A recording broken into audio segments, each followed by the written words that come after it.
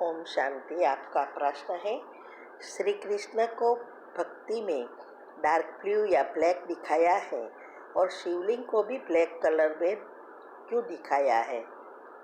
उत्तर है, देखो, ये यादगार है कि जब श्री कृष्ण की कला कम हो जाती है और विकारों की प्रवेशता होती है, तो वो आत्मा जो सतयुग में गोरी थी, आत्मा प्योर थी, वही आत्मा नीचे उतरते काली हो जाती है।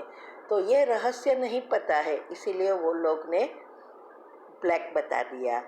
और इसके कारण वो शिवलिंग को भी ब्लैक बताते हैं, क्योंकि वो ऐसा जानते हैं कि यही शिव और शंकर एक है। दूसरा, इसमें वही पूज्य से पुजारी और पुजारी से पूज्य बनते हैं, ऐसा सोचते हैं, इसीलिए उसको भी काला बताया है। बाकी भक्ति में कईयों को काला बताया है, इसका कारण ही यही है, बस आत्माओं की, माना देवी देवताओं की आत्मा की कला कम होने से आत्मा काली हो गई है। दूसरा कोई ऐसा रीज़न नहीं है। ओम शांति।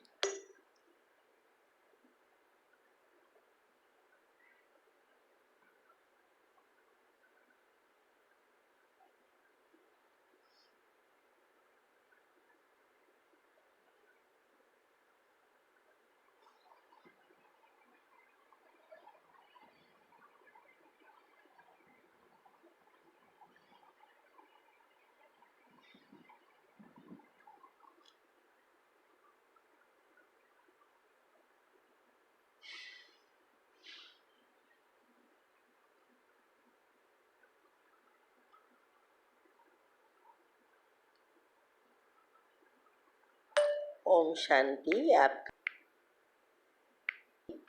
आपका प्रश्न है, हम 2 साल से मैं ज्ञान में हूँ, अभी कुछ महीने से ग्रुप में जुड़ी हूँ।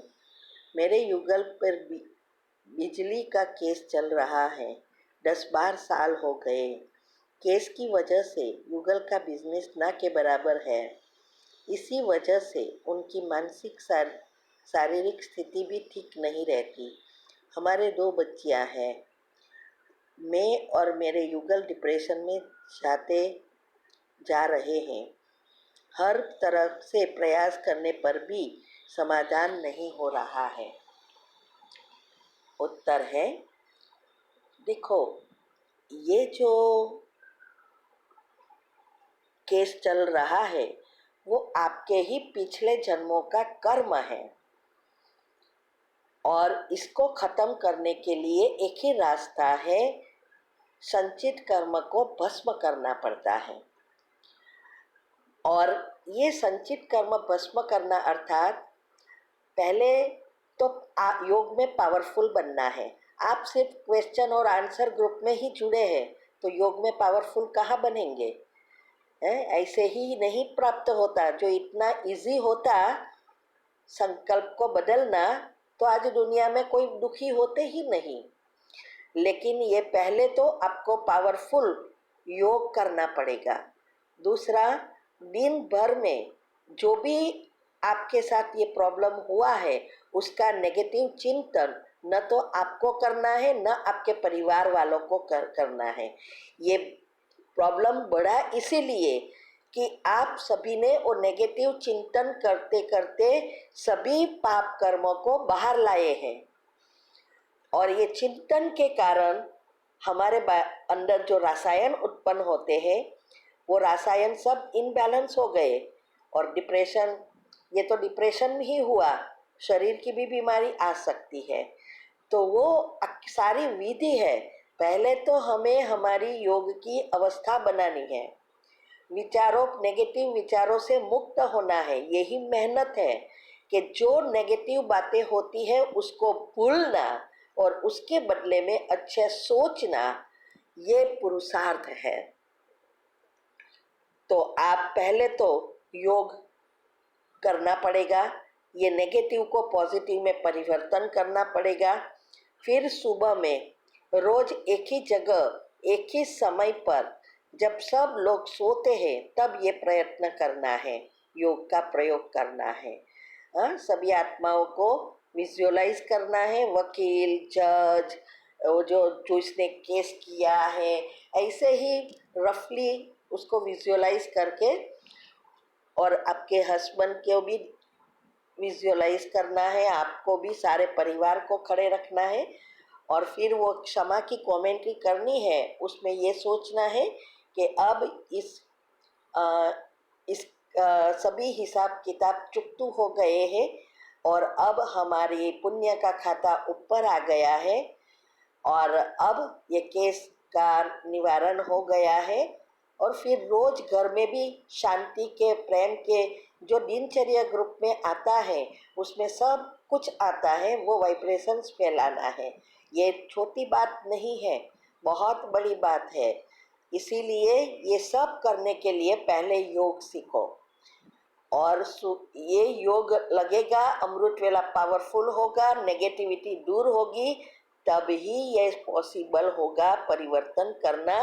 वरना आप और ही खुद ही आपके पाप कर्म बढ़ा कर ऐसा समय आएगा जो आप न करना चाहते भी कर बैठेंगे। तो पहले योग का चार्ट बढ़ाओ, जब आपका योग पावरफुल हो जाए, दिनचर्या मनचर्या सेट हो जाए, फिर कहना। बाकी आप उसकी विधि तो हमने यूट्यूब पर सब रखी है, वो भी आप सुन सकते हैं और क्षमा याचना देना शुरू कर सकते हैं। और सबकॉन्शियस माइंड के 10 रूल्स भी पढ़ो, ये रूल्स अच्छी रीति फॉलो करेंगे तब सक्सेस मिलेगी। ये सब यूट्यूब पर रखा है। ओम शांति। आपका प्रश्न है, 2500 वर्ष पहले गौतम बुद्ध अपना परिवार छोड़कर जंगल में चले गए, तब उन्हें बुद्धत्व की प्राप्ति हुई। तब से आज तक लाखों लोग उनको भगवान मानकर पूजा करते हैं। केवल आत्मा का ज्ञान होने से ही इतनी प्रसिद्धि कैसे हो सकती, जबकि आज सभी बीके को आत्मा का ज्ञान है लेकिन प्रसिद्धि नहीं है। तो बुद्धत्व प्राप्ति का अर्थ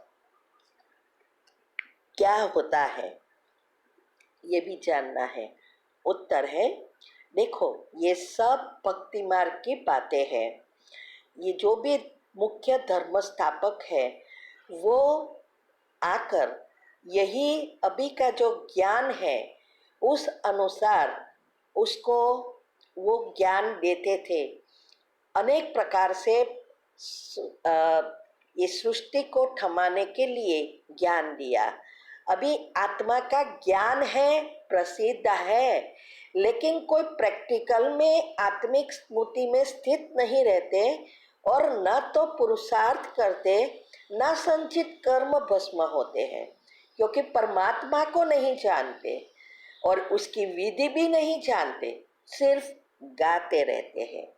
तो हर एक धर्म में ऐसा है ना, सिर्फ बुद्ध में थोड़ा है। हर एक धर्म में कितनी आत्माएं हैं, क्वांटिटी तो वहाँ ही है, लेकिन ये जो बाबा का कार्य है वो कोई धर्म नहीं है, ये सृष्टि परिवर्तन कर स्वर्ग की स्थापना करनी है। तो स्वर्ग की स्थापना के लिए बाबा को मुख्य आत्माएं चाहिए नई सृष्टि बनाने के लिए, तो उसमें संस्कार परिवर्तन करना पड़ता है। वो कोई धर्म में नहीं होता। अगर वो धर्म प्रैक्टिकल में सब फॉलो करते तो आज ये कलयुग आता भी नहीं। तो इसीलिए ये धर्म अलग चीज है, ये ज्ञान मार्ग अलग चीज है। आप कोई भी धर्म में जाओ, सब रूल्स है लेकिन कोई फॉलो तो नहीं करते ना, और यहाँ करना पड़ता है, इसीलिए प्रसिद्ध नहीं होते। और इसीलिए बाबा भी कहते हैं, कई बार बच्चे कहते हैं कि बाबा ये जो रूल्स है, नियम है, अगर वो नहीं होता तो यहाँ ढेर के ढेर आ जाते। बाबा कहते हैं मुझे कोई ढेर बकरी नहीं चाहिए, मुझे तो शेरनी चाहिए, मुझे क्वांटिटी नहीं चाहिए, क्वालिटी चाहिए। तो ये सब क्वालिटी बना संस्कार परिवर्तन करना ये कोई मासी का घर नहीं है, और सब आत्माएं तो आने वाली नहीं है। सिर्फ 9 लाख से 33 करोड़ अपना अपना पुरुषार्थ करेंगे। तो बुद्धत्व को प्राप्त करना अर्थात बुद्धि को शुद्ध बनाना, और बुद्धि शुद्ध बनती है तो सारी बातें बाहर आना शुरू होती है।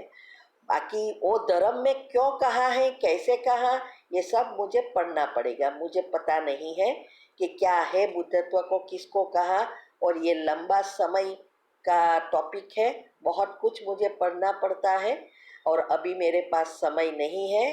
वैसे भी पुरुषार्थ का समय भी कम पड़ रहा है, इसीलिए ये शॉर्ट में आप ये सभी बातों से मुक्त हो जाओ और पुरुषार्थ में ध्यान दो। प्रसिद्ध होवे ना होवे आपको कोई लेना देना नहीं है, लेकिन आपका पुरुषार्थ नहीं हुआ तो जरूर आपको इफेक्ट होगा। तो ये सब बातों को छोड़ो, पुरुषार्थ पर ध्यान दो, नहीं तो रोना पड़ेगा। ओम शांति।